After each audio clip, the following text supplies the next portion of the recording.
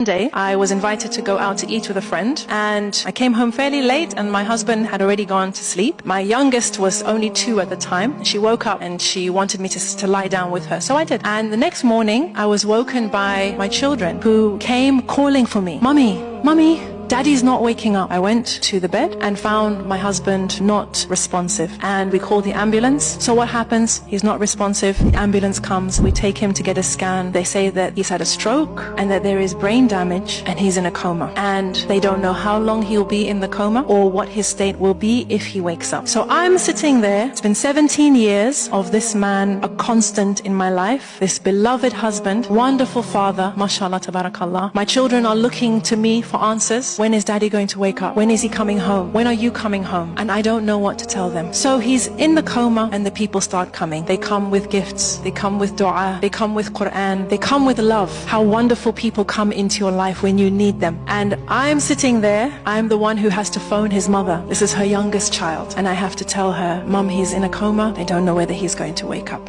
I have to hear a mother's heart breaking. And I have to go through all the scenarios. What if he stays in a coma for 3 years? What happens then? You know, there's an interesting thing that people do when somebody is in a coma. They come and they tell you miraculous stories. I knew someone, they were in a coma for 6 months. Wallahi. And they woke up and they were fine. Sister, you'll be okay. Sister, I heard about someone whose husband was in a coma for 3 years. Wallahi. And when he woke up, everything was okay. They had another baby last year. They think this is comforting.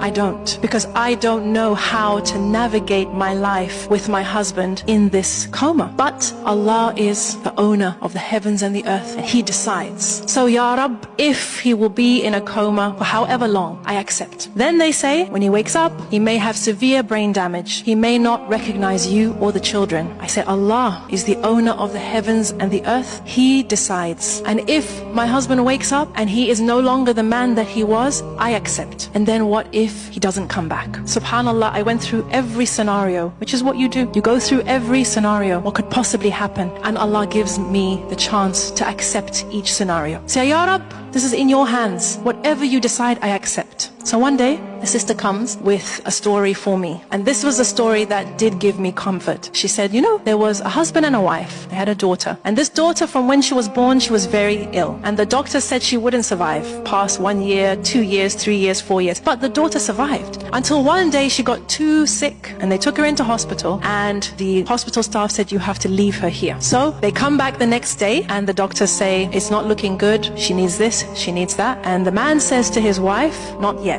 They come back the next day, the doctors tell them the prognosis. The man says to his wife, not yet. Then they come back the next day and the hospital staff tell them that their daughter has passed away. And the husband says to his wife, now. And they both fall into sujood of shukr. The hospital staff are shocked. Your daughter's just died. You're making sujood of shukr. What's happening here? And the parents explained and they said, Allah blessed us with this child for 5 years, 6 years, longer than the doctors said. We were blessed to know her, to love her, to get the ajr of caring for her, of making sure she was comfortable. This is something to be grateful for. And if Allah subhanahu wa ta'ala decides to take her back, we decided we would only embrace gratitude. We would truly embody Alhamdulillah ala kulli hal. So when after 2 weeks I got the phone call and the doctor said that we tried to revive him, but your husband is no more. Your husband has returned to Allah. I said, Inna lillahi wa inna ilayhi raji'un. Thank you. I put down the phone and I went into sujood of shukr. Because of the 17 years, because of the 5 children, because of the love and the memories and the solace and the garment that I was blessed with for 17 years was on loan to me. Brothers and sisters, we